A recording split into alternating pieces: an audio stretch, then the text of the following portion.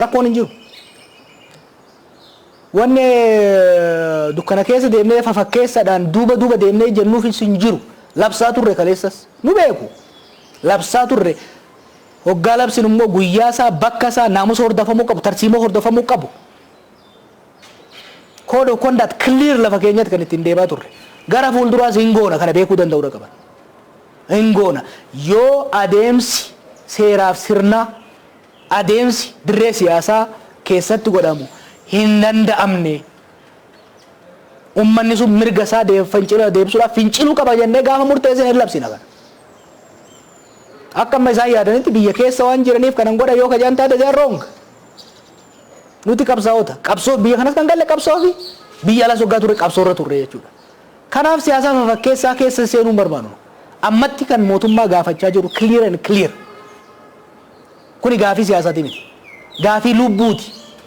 Ilmi Oromoo intalti Oromoo har'as gadaa kana keessatti ajjeefamuu hin qaban.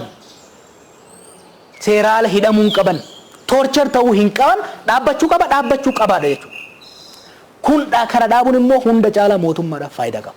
Mootummaan kanarratti fuulleeffatee irratti hojjetee humna keessattuu haaraa leenjisee bobbaase kana uummatarraa kaasee mooratti deebisee leenjii sirnaa, leenjii poolisummaa, ogummaa poolisii, naamusa poolisii eeysisee deemuu danda'uu qaba. Waan isaan dubbatan jira. Olaantummaa seeraa kabajnyaadhaan. Gaafiin uummataa har'as gaafa wayyaanes olaantummaan seeraa haa eeggamuu dabara. Olaantummaa qawwee osoo hin ta'in olaantummaan humna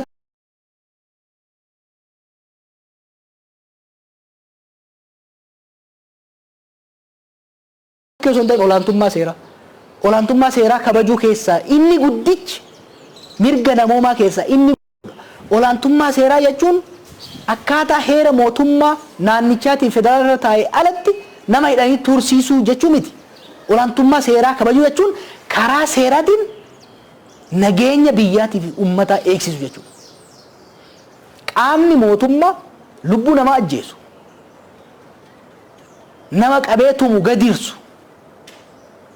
seera malee mana hidhaa keessatti ukkaamsee tursiisu, mana namaa gubu, olaantummaa seeraa dubbachuu hin danda'u.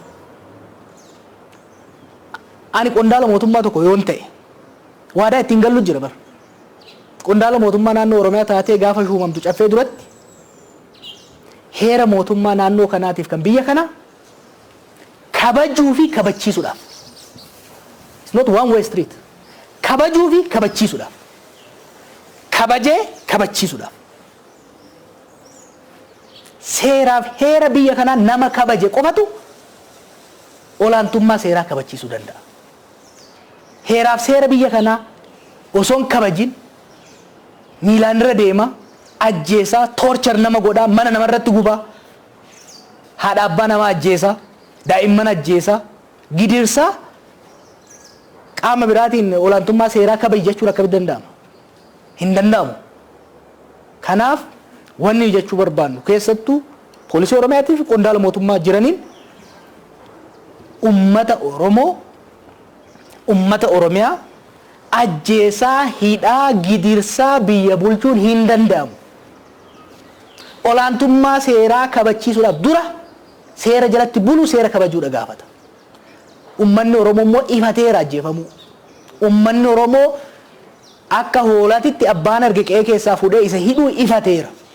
Ifannaan fincileeti warra baankiif taankii isaa abdatee waggaa 27 nurratti fincaaraa ture kan likkii galchee qe'ee ofiitti galcheef waan biraatiif miti.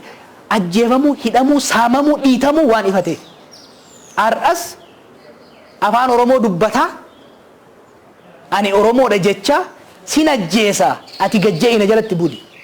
Sin dhiita ati naa dhiitami, sin saama ati naa butami jechuun is not going to work biyya kana keessatti. Hin fudhannu jechuudha kana. Ummanni kunis hin fudhatu hin qabu jechuudha. Kuni siyaasa miti. Kuni siyaasa miti. Kuni waa'ee namummaati. Kuni mirga uumamaan Rabbi nuu kenne. Ka ummanni keenya immoo lubbuu isaa aarsaa godhatee diina harkaa baaffatee goonfateedha. Amma immoo akka haaraatitti nu sarbuu barbaadan. Kana ummanni keenya dura dhaabbachuu qaba jechuudha. Galatoomii Jawaar.